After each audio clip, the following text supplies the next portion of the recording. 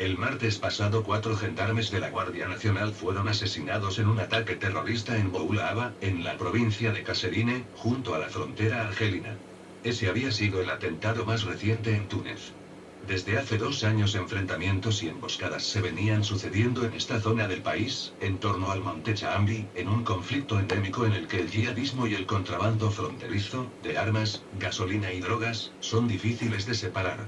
Pero el atentado de ayer en la capital del país marca un giro inquietante en la actividad de estos grupos que, vinculados a Al-Qaeda Maghreb y Ansar Sharia, proyectan su sombra desde los países vecinos. En primer lugar por el hecho de que, por primera vez, se atenta de manera indiscriminada contra civiles y extranjeros. Hasta ahora, las víctimas de estos ataques eran miembros de las fuerzas de seguridad o, como en el caso de Chukri Belaid y Mohamed Brahmi, políticos premeditadamente escogidos por su beligerancia de izquierdas. Al contrario que el goteo de muertes en el centro-oeste del país, ignorado por todos, la visibilidad mediática del atentado del Bardo, que inscribe de pronto Túnez en la trinchera antiterrorista internacional, obliga al gobierno a reaccionar de manera clara y contundente, lo que es sin duda uno de los deseos de los ejecutores.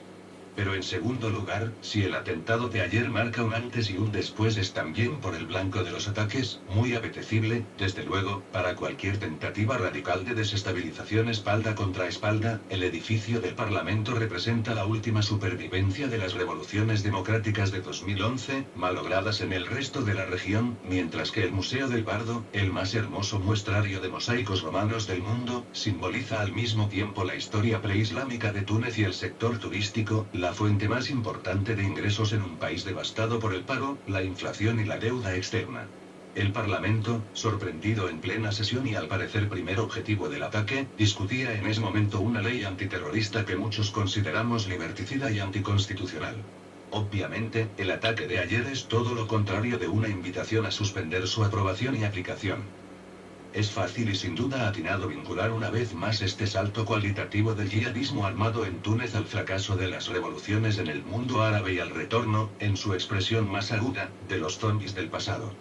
El derrocamiento de Gaddafi, con el tsunami de armamento sin control que volcó en todas direcciones, y la radicalización e internacionalización de la lucha contra el régimen de Bashar al-Assad en Siria, ahora guerra civil sectaria, abrió una ventana de oportunidad para grupos y corrientes radicales que en 2011 estaban en claro retroceso y que, muy minoritarias aún, se habrían desvanecido de haberse realizado mínimamente los sueños de justicia social, democracia y dignidad que los jóvenes reclamaban en 2011.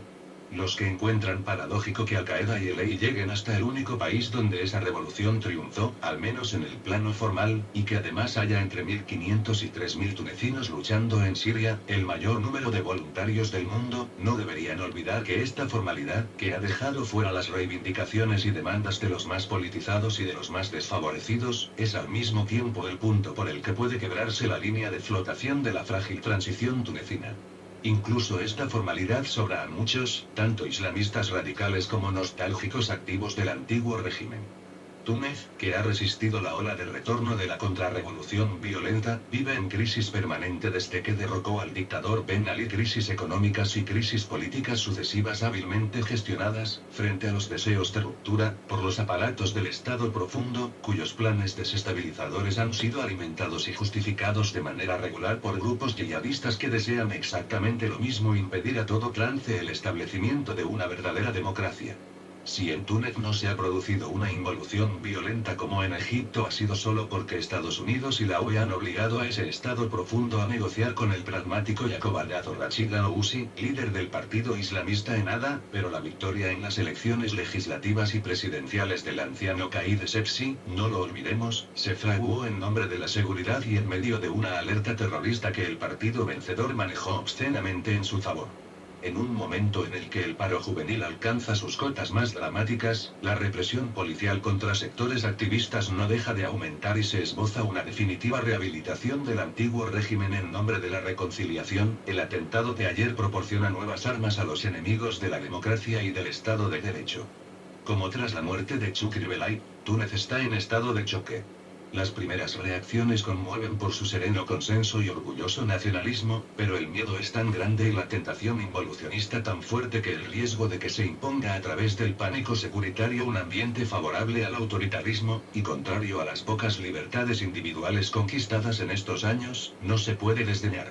Algunos blogueros, activistas y militantes han difundido por eso llamamientos a sacudirse el miedo, salir a la calle y visitar el Museo del Bardo, mientras reclaman a los medios de comunicación que no olviden el resto de los asuntos, sobre todo sociales y económicos, y al gobierno que no aproveche la tensión para hacer aprobar leyes liberticidas.